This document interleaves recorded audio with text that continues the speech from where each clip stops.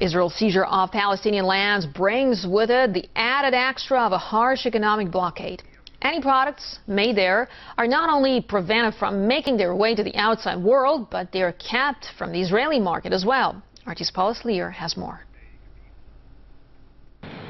This tiny bottle of olive oil is at the heart of an economic battle.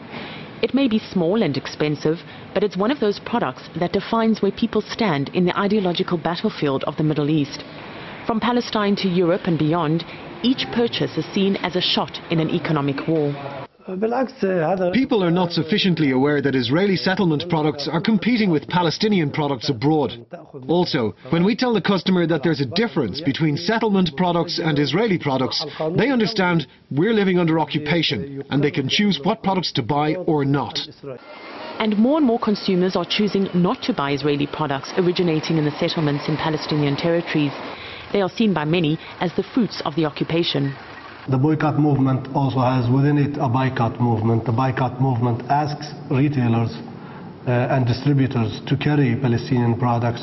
The problem is all in the name, and it's difficult to make their products stand out from those from the Israeli settlements. Our products can't say made in Palestine because we're under occupation and not yet a state.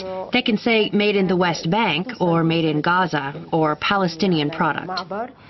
And for some companies, like this Palestinian pharmaceuticals company in the West Bank, it's even worse.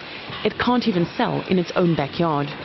Our products are not allowed to be registered or not allowed to be distributed in Israel because any product with an Arabic label or Palestinian label will be rejected by the securities. Being restricted to the Palestinian market is causing a glut and creating economic difficulties for the farmers.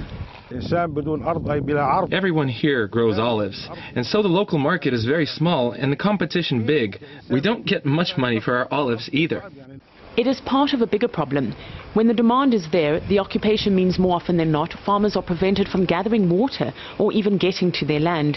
It means more than half of Palestinian crops go to waste.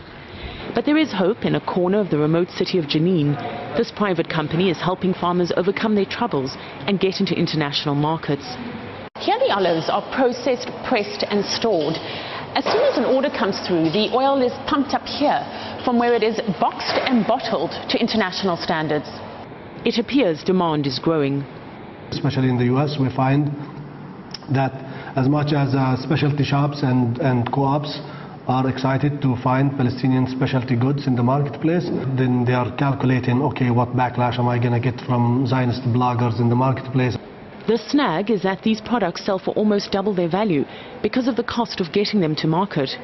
The hope for producers here is that their supporters around the world won't begrudge the few extra dollars for a bottle of olive oil, and rather they'll see it as a gesture of support. Paula Sleer, RT, Jenin in the Palestinian Autonomy.